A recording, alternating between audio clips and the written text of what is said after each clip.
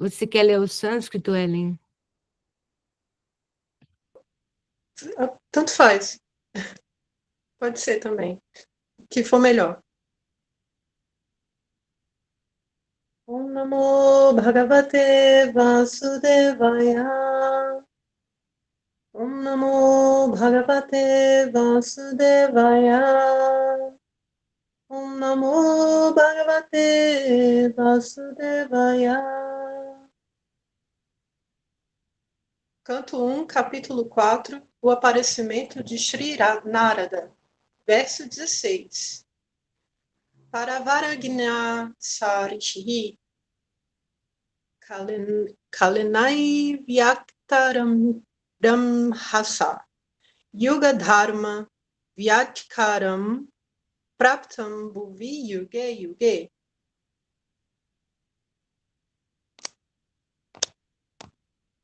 Tradução. O grande sábio Vyasadeva viu anomalias nas funções do milênio. Isso acontece na Terra em diferentes eras, devido às forças invisíveis no decorrer do tempo. Repetindo, o grande sábio Vyasadeva viu anomalias nas funções do milênio. Isso acontece na Terra em diferentes eras, devido às forças invisíveis no decorrer do tempo.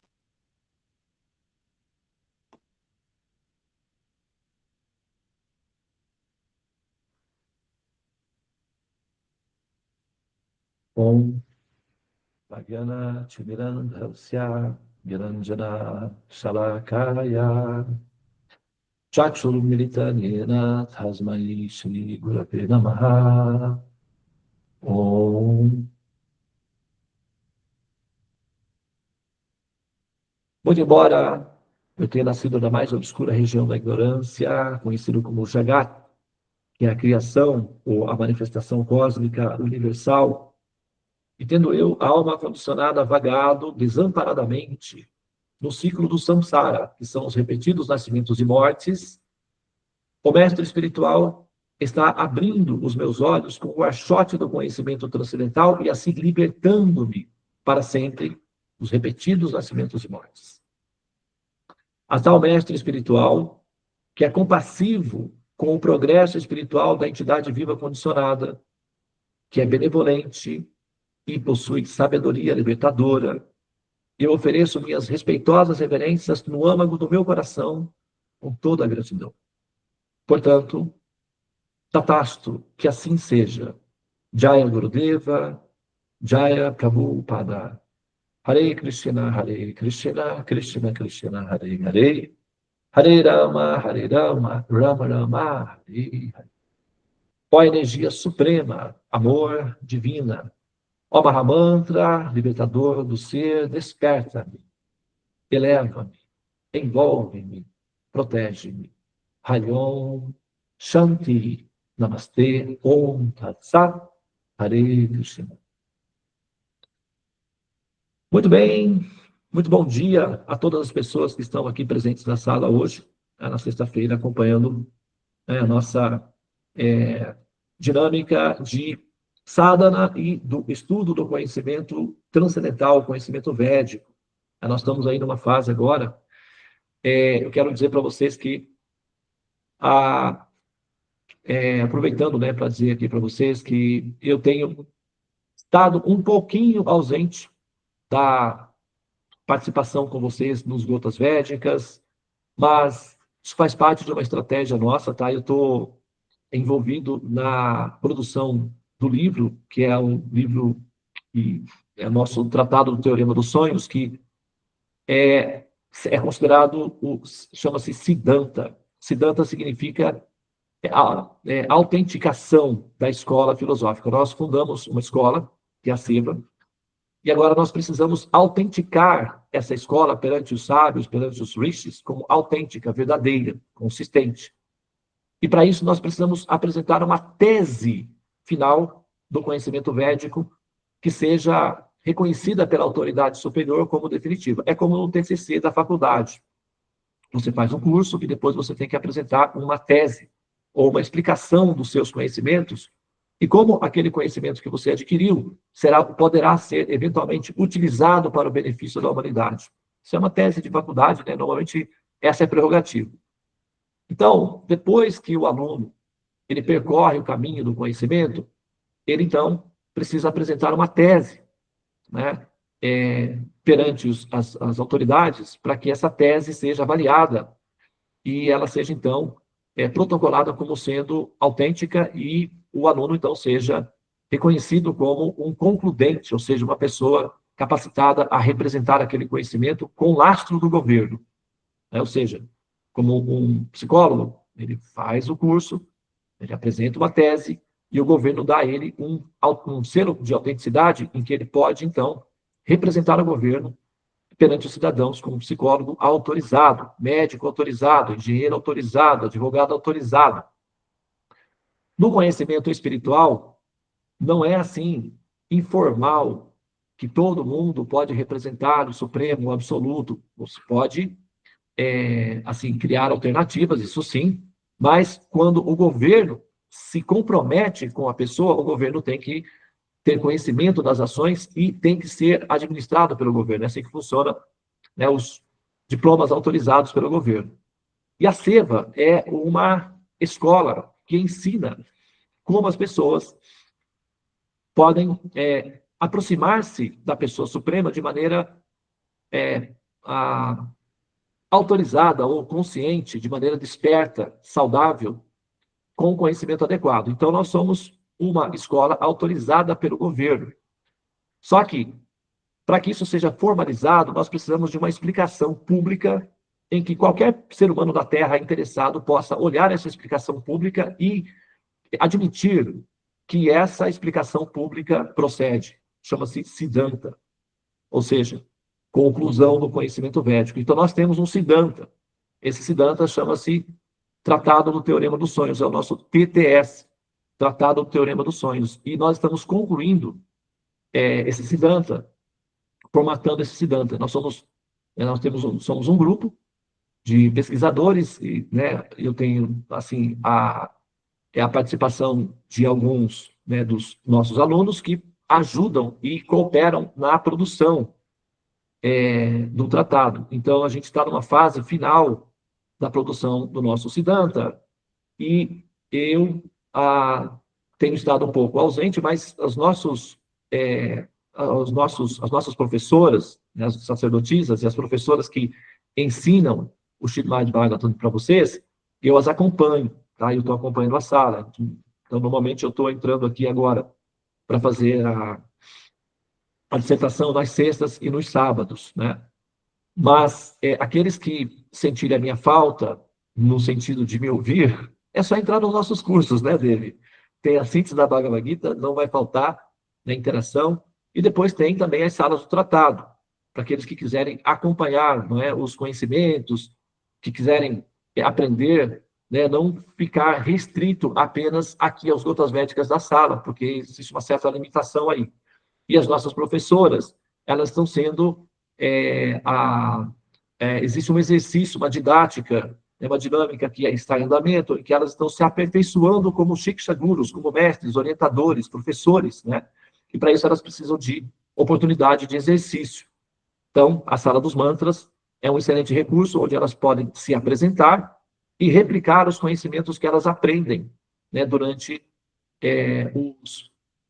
a interação comigo diretamente nos cursos, tá bem? Não faz parte de um programa didático, só para informar vocês que, né, eu não estou ausente, tá? Eu estou acompanhando vocês, estou participando de todos os eventos, nós estamos trabalhando internamente nos cuidados com todos vocês da nossa sala, e nós temos vários cursos de mantras, de saúde, na metafísica, né, e vocês têm à disposição, sempre que quiserem ter a nossa associação, a nossa intimidade contínua, é só entrar nos nossos cursos, porque vocês poderão ter acesso a nós com mais frequência. Aqui, nos Gotas Védicas, existe essa limitação e, ao mesmo tempo, também nós precisamos dessa ampliação para dar espaço, né, aos futuros shikshagurus, orientadores, mestres, que vão ensinar esses conhecimentos para os demais. Então, é preciso de exercícios didáticos e os gotas védicas é o momento apropriado para isso, tá, gente? Então, por um tempo, eu vou ficar reservando às sextas e aos sábados e acompanhando as professoras durante os procedimentos delas. Elas são pessoas, assim, sem exceção, pessoas respeitáveis, com muito conhecimento, são sinceras, estudantes, pesquisadoras, muito dedicadas, e eu não, assim, eu não seria, a minha decisão de abrir espaço para elas tem a ver com o fato de elas serem pessoas capacitadas e respeitadas, tá? Então, vocês estão muito bem, e nós estamos nos, assim, relacionando dessa maneira aí, tá bom?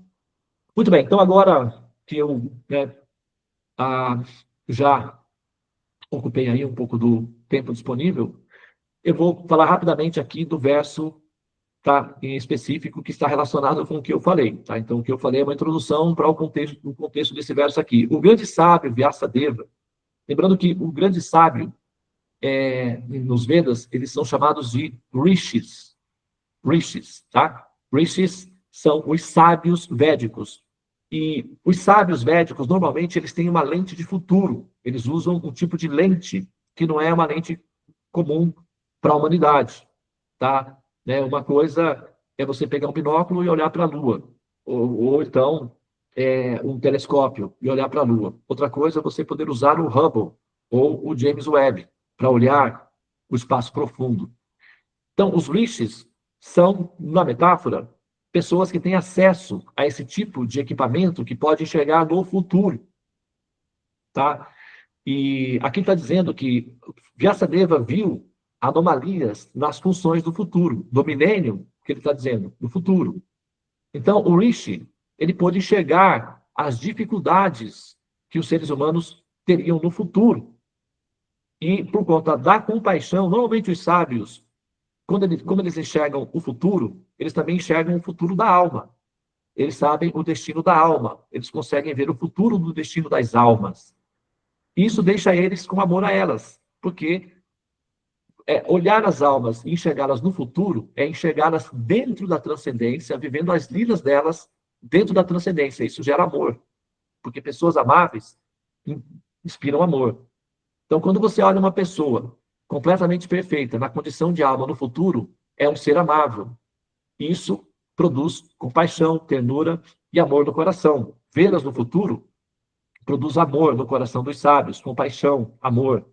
Então, os sábios são amorosos não porque eles estão forçando um amor artificial, é porque eles veem as almas no futuro. E as almas no futuro são perfeitas. E pessoas aperfeiçoadas são gentis, educadas, inteligentes, predispostas a aprender, bem-humoradas, são pessoas amáveis. Como eles, os rishis, veem o futuro, então eles veem as almas na sua condição aprimorada. Isso dá amor a elas. Muito embora, no momento, elas estejam um pouquinho, assim, desorganizadas, desorientadas, mas eles as enxergam no futuro. É por isso que eles as amam. Não porque elas são amáveis no presente, porque no presente, se você for olhar no presente, você para o mundo, que eu vou descer. O sábio vai dizer, não amo ninguém, eu vou ficar aqui na minha caverna, aqui nos Himalaias, aqui, tá bom para mim aqui. Não. Mas, felizmente, eles enxergam as almas no futuro. Aí eles sentem amor pela humanidade. E eles querem fazer alguma coisa para facilitar para que essas almas cheguem nesse futuro com segurança. É assim que é o coração dos sábios. É só para vocês entenderem o que acontece na mente deles. Que eles amam verdadeiramente, não porque eles são ingênuos ou estão fingindo amar. É porque eles enxergam elas no futuro e não no presente. Porque se você enxergar no presente, você não ama ninguém. Quer dizer, algumas são amáveis já, né? Mas, olha, tem gente aí que não dá. Você sabe disso, né? Você tem aí do seu lado o pessoalzinho aí que não dá, mas assim.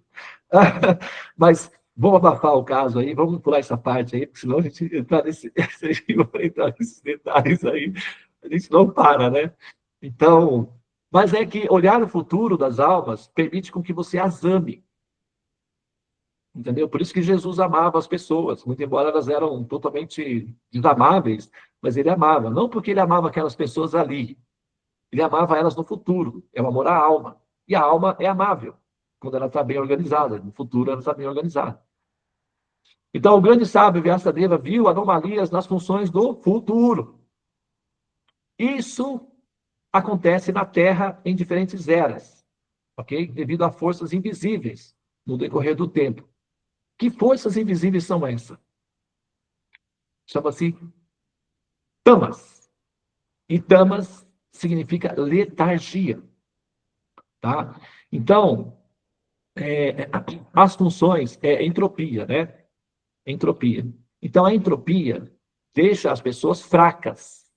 Elas ficam fracas com entropia, tá? Entropia é dissolução. E aí, quando elas vão ficando fracas, elas vão tendendo à acomodação, a sentarem-se.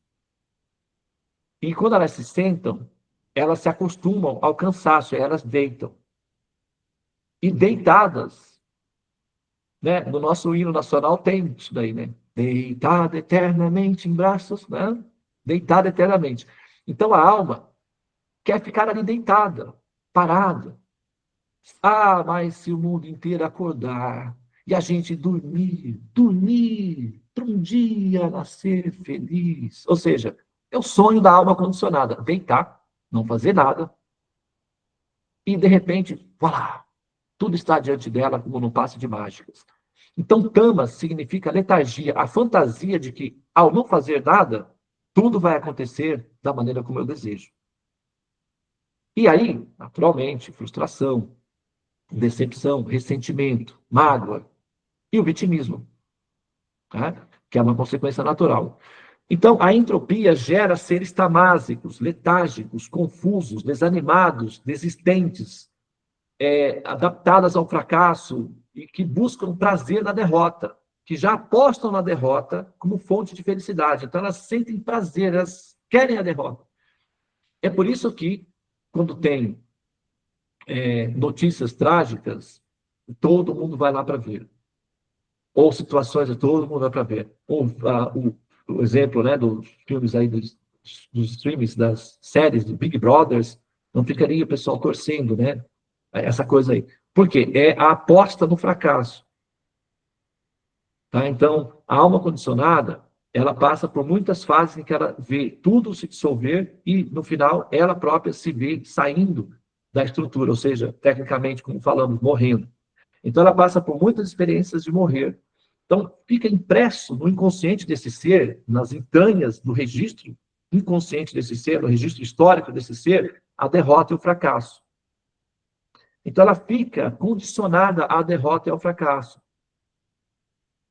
E a falta de conhecimento, ou a letargia em relação aos conhecimentos, torna essa sensação de derrota e de fracasso mais proeminente.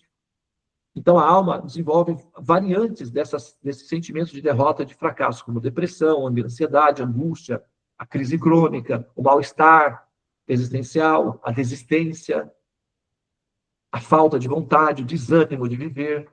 São variantes dessa intuição fundamental, arraigada no âmago do ser, da consciência, de que ela está destinada ao fracasso. Ela sabe que vai fracassar, então por que lutar? Por que... Tá? Então, pelo menos ela sabe, não. Intuitivamente ela pensa isso. O conhecimento védico, ele tem uma função, ele é uma vacina, ele é um antídoto. Então você toma essa vacina e esse mal-estar, essa doença, que é o apego ao fracasso, desaparece do contexto. E você passa, então, a apostar na sua capacidade de romper o cordão umbilical que te obriga a voltar ao útero humano constantemente. Tá? Então, o Rishi, o sábio Vyasadeva, viu essas anomalias no futuro, que é letargia, confusão mental, ignorância, sabe, desânimo da existência. Ele viu isso no futuro, que é a era de Kali. Tá? Então, devido a forças invisíveis, chama-se tamas, essa força invisível, que é, ou, em termos acadêmicos, chamaria isso de entropia. Tá? O pensador Zygmunt Bauman chamou isso de sociedade líquida, ou de liquidez social. Mas é a mesma coisa, são sinônimos entre si. Tá? No decorrer do tempo. Ok? Então, está se falando disso daí, agora. O que ele viu no futuro? O que ele fez? Bom, assim que ele viu isso no futuro, ele então pensou que deveria fazer alguma coisa prática. Ele precisaria deixar um recurso que pessoas pudessem utilizar para neutralizar esse tamas, essa ignorância, essa entropia, essa letargia existencial. Esse remédio chama-se Srimad Bhagavatam, que é o que nós estamos tomando em gotinhas diárias. E essas gotinhas diárias vão te imunizar da doença do avidya, que é a ignorância, que é a doença que mais mata. Por que mais mata? Porque você morre com ela, com a doença, que é a ignorância. Aí você renasce, ela te mata de novo. Daí você vive a vida toda em ignorância, morre em ignorância. O que acontece? Ela te mata. Aí você renasce com ela. Cada vez que você renasce com a doença, ela mata você. Porque essa doença, a avidya ou ignorância, você só cura com conhecimento transcendente. Conhecimento. Por isso, tomar essas gotinhas diárias é imprescindível para a sua cura absoluta e o rompimento absoluto dos renascimentos e mortes. Isso não é retórico. Nós não estamos blefando. Não há necessidade de nós blefarmos. Vocês são pessoas respeitáveis, pessoas sinceras. Todas vocês têm uma história grande de busca de conhecimento. Esses conhecimentos são libertadores.